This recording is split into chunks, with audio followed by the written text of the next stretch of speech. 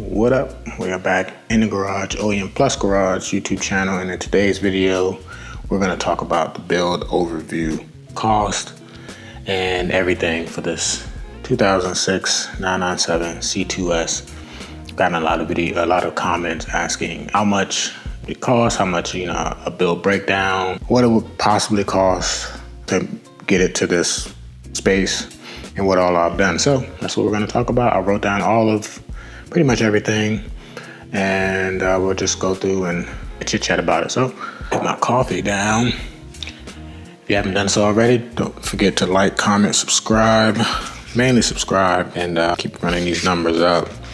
So I guess since we are on the outside of the car, let's talk about the exterior. So this car was completely repainted by a local shop in Tampa, Florida, named Crucial Colors. They did a great job. Completely OEM Carmona red metallic. While it was being repainted, I had the bumperettes removed and the center console color matched, as well as a new front bumper, the Aero kit bumper. So all of that was done during the repaint process.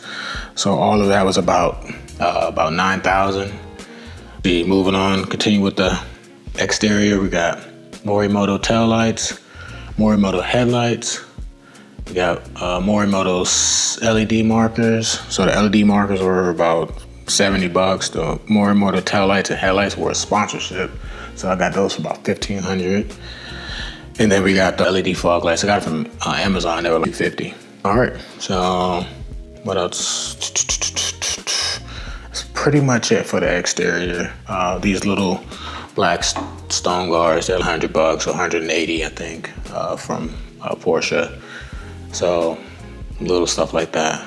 Let's move on to the wheels. All right, so we'll talk about wheels, tires, brakes, everything. So I got all new brakes, brake rotors, brake pads. That kit was about $700 for all around. Got an alignment done. That was $280. Got a control arm kit from FCP Euro, so front and back control arms. That was $1,700. I got the roll bar kit, like sway bars. So that was for $520. I only have the rear one installed. The front one is a little bit difficult to install, so I haven't done that one yet. BC coilovers with upgraded springs. That was about $1,500. And then let's see what else. That's pretty much it for the suspension there. Then we got wheels and tires. So my previous wheels, augment wheels, they were about $4,500, and then $900 for the tires, because I got those at shop's cost, which is good. But I sold those for $3,900, and then I bought these, the BBS E05s with the tires, for $7,500. So not necessarily offset, but still very expensive. But I love how it sits now, and it's looking good. So let's move on to the interior. All right, so interior is pretty straightforward. As you can see, I have the inline bits in here. So the full Renline interior kit. So the floor mats and the pedals and floorboards and all that stuff. That was $980, as well as the phone mount over there, and the passenger side as well, floor mats and everything. I got the numeric shifter.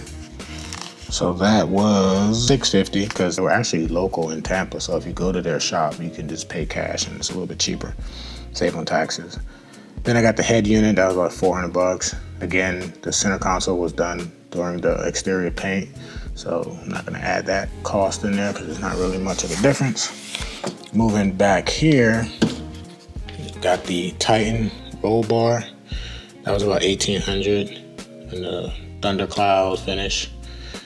And I think that is pretty much it for the interior. Came out great, simple, nothing too crazy. And let's move on to what else we got.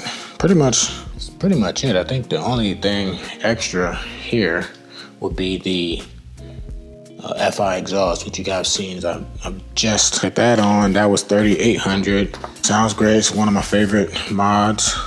And so let's also talk about maintenance.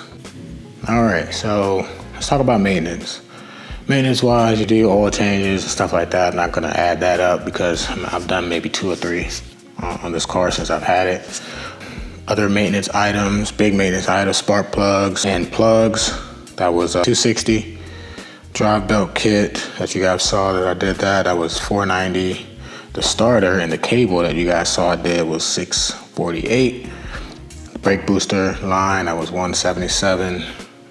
I guess there's other stuff that you can consider maintenance, like the brakes and stuff like that, but those are some of the recent items that start to add up. Let's see, I think that's, engine mounts. I did get engine mounts. Those are about, I think, $400, the OEM ones. That was one of the first things I did, actually. But yeah, I did engine mounts, I forgot to add that. So that's pretty much like everything to get this car to where it is now. I still have a few things that I want to do. I need to do the clutch and the flywheel, mainly the flywheel, but I just want to get a new clutch while I have that open or whatever. I'm not going to do that myself, obviously, but that is another big thing. I think that's going to be the next thing for sure. The good thing is, and what I always suggest, I've kind of documented a lot of these things that I've done and added and taken off and replaced and stuff like that. So save yourself a lot of money by doing it yourself or trying to do it yourself. Or if you're local and you're in Melbourne and you got a 997 and you want to start tinkering, stop by. We can hang out and knock that stuff out. But so that saves a lot of money, right? So I guess let's talk total cost, where I'm at now. So total cost, I bought the car at $36,000. That was about 9 months ago, which is a crazy price when you look at what's on the market now. And this is a Carrera S, 2006. So after the IMS issue, that part was great, but it needed a lot of work, as you saw from the maintenance and all the upgrades and stuff like that. So with buying the car at that price and doing everything that I've done to it, I'm at pretty much like 70,000, I think 125 or something like that. It's about 70,000 is where I'm at now. This car has 104,000 miles on it. Not sure of any bore scoring or anything like that, but runs strong. I got great oil that I put in here now, so sometimes the main thing is just keeping the oil management in check and driving the car, pushing the car so that it goes through all of the ranges and revs and stuff like that. So yeah, 70K right now. If you were to try to replicate this build now with the prices of the 997s, you'd probably be at about 85 because they've gone up. I've been looking at some of even base 997s with accidents on their Carfax are 50K, 45K. I would say 45,000, which is crazy. This had no accidents, 3 owners. It was just listed incorrectly online, and I, stumbled across it. Again, it needed a lot of work. As you can see, it does need a flywheel. So if you're handy and you can do stuff like that, I would say buy one that has higher mileage is fine. Yeah, this one had 99,000 miles when I bought it, so I didn't mind that at all because I knew I wanted to drive it. I wanted to be a driver. I wasn't going to flip it or nothing like that. It was a keeper. So I didn't expect to repaint the car, but it needed it, so it had to be done. So 70K all in on this car. No, it's not for sale. Can't sell this one. The family would kill me. But knowing what I know now, let's say if I was to buy another 997, how would I go about it?